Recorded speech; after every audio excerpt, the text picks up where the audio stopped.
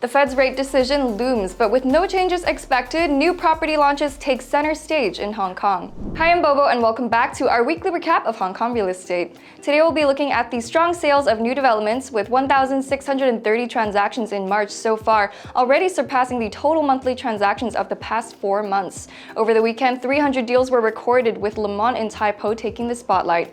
We'll also discuss the secondary market, which remains under pressure, and end with a review of the industrial, commercial, and retail leasing market, which saw a 60% increase in transactions compared to the previous month. Over the weekend, the spotlight was on Mont and Tai Po, where 228 units were launched in the first round of sales, and 223 units were sold on the same day, achieving a 98% sell-through rate. Among the buyers were 3 groups of bulk purchasers, with one group spending nearly 14 million Hong Kong dollars on 3 units, a 3-bedroom, a 1-bedroom, and a studio apartment. On Saturday night, the developer released 96 additional units ranging from 1 to 3 bedroom layouts with saleable areas between around 260 to 650 square feet.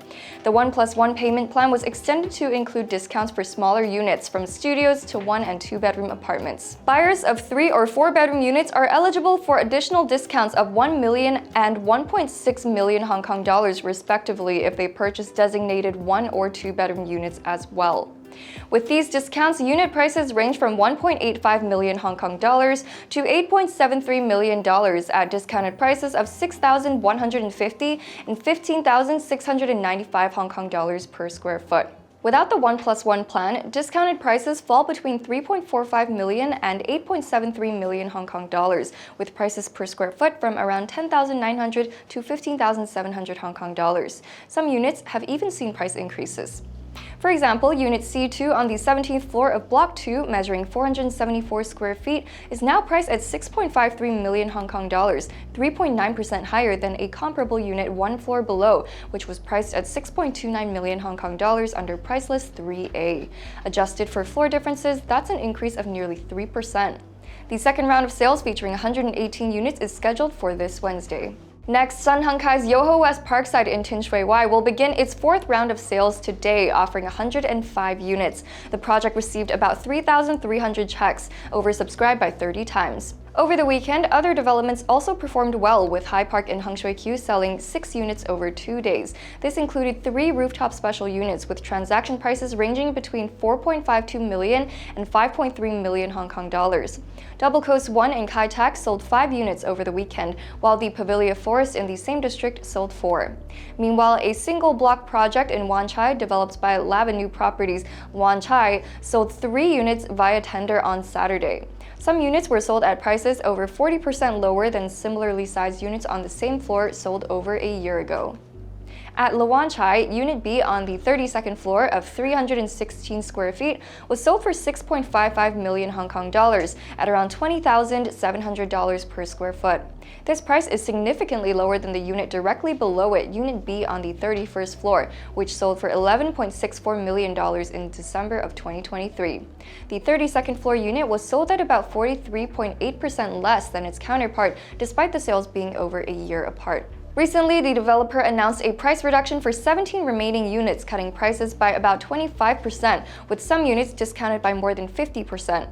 These new prices will take effect today. Since the project's launch in 2017, 82 units have been sold, leaving 18 units still available for purchase. The strong sales of new developments have lifted market sentiment, with agents noticing a rise in viewing activity in the secondary market. Some buyers who missed out on new projects are now shifting their focus back to secondary options. The secondary market remains active, but with subdued prices. Data from the city's 4 major real estate agencies show that the top 10 blue-chip housing estates recorded 12 transactions over the weekend, an average increase of 4 transactions compared to the previous week. Despite this uptick, many of these transactions involve properties sold at significant losses, especially smaller, more affordable units. For example, in City 1 Sha Tin, a 451 square foot 3-bedroom unit in Block 30 was recently sold for 5.35 million Hong Kong dollars at around $11,800 per square foot. The original owner purchased the unit in 2022 for 7 million Hong Kong dollars. After holding the property for 3 years, the sale resulted in a loss of $1.65 million, equivalent to a 24% depreciation in value. Similar losses were recorded in other major housing estates. At Park Yoho in Yuen Long, a 572 square foot 2-bedroom unit in Block 8A was held for 8 years and was sold for 5.6 million Hong Kong dollars at around 9,790 Hong Kong dollars per square foot. The property was originally purchased in September of 2017 for $7.38 million. This resulted in a 1.78 million Hong Kong dollar loss. In Park Central, a 465 square foot 2-bedroom unit in Block 3 was sold for 6.38 million Hong Kong dollars at around $13,700 per square foot. This unit was bought in August of 2020 for $7.53 million. After 5 years, the sale resulted in a $1.15 million loss. Finally, the commercial and retail leasing market saw significant improvement in February, recording around 305 leasing transactions, a 60% increase from the previous month, with a total transaction value of 25.25 million Hong Kong dollars. One of the most notable cases involved Lung Feng Cosmetic, which leased a ground floor space in North Point. The unit spans about 4,648 square feet with a monthly rent of 260,000 Hong Kong dollars, resulting in an average rent of $56 per square foot. Previously, the space was leased by Tai Po food supermarket starting in 2020 at a monthly rent of 200,000 Hong Kong dollars. The new rent is about 30% higher than 5 years ago, reflecting a rebound in the retail leasing market. For more information on the secondhand market, stay till the end of this video for this week's recap of secondhand transactions across each district. That's all for this episode. See you in the next.